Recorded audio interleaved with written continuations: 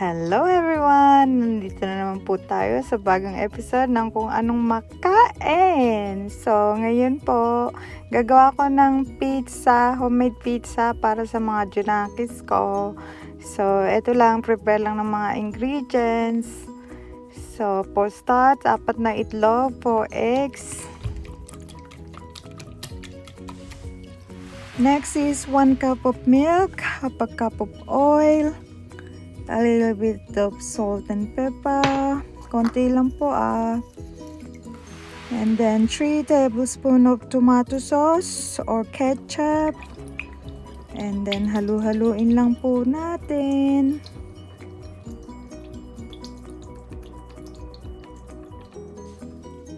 Sunod naman po ang 2 cups ng self-raising flour and 1 tablespoon of baking powder. And continue mixing. Halo-halo lang.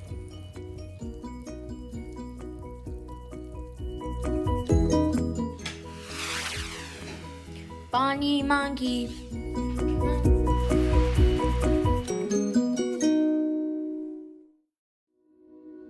Shimmy ya ya, shimmy yeah yeah, shimmy ya ya, shimmy yeah yeah, shimmy ya ya, shimmy yeah yeah.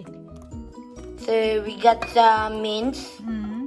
You got some. We're gonna put it into the pizza. You can put whatever toppings you like. Yeah. We got pastrami, sujuk, got some onion, and we got some tomatoes. So, ayan, ready na po. So, it's totally up to you guys, whatever toppings you like to put in. Ready ko na po yung tray. So, lagyan ko lang po ng konting mantika para po hindi siya dumikit. And then, by this time, na-preheat ko na rin po yung oven sa 180 degrees. So, lulutuin po natin siya for like 20 minutes. But after like 10 minutes, we need to check on it.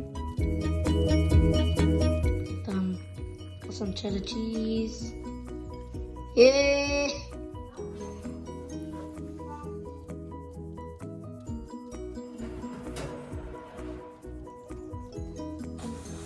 So, after 10 minutes, I'm gonna cover it up with baking paper.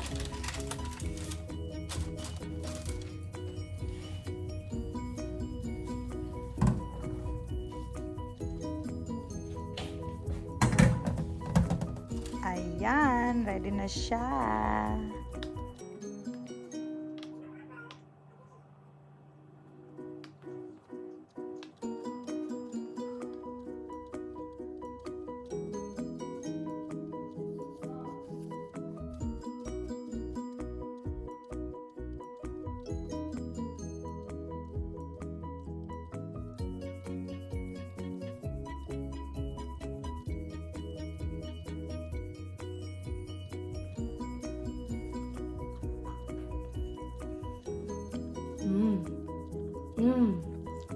It's nice.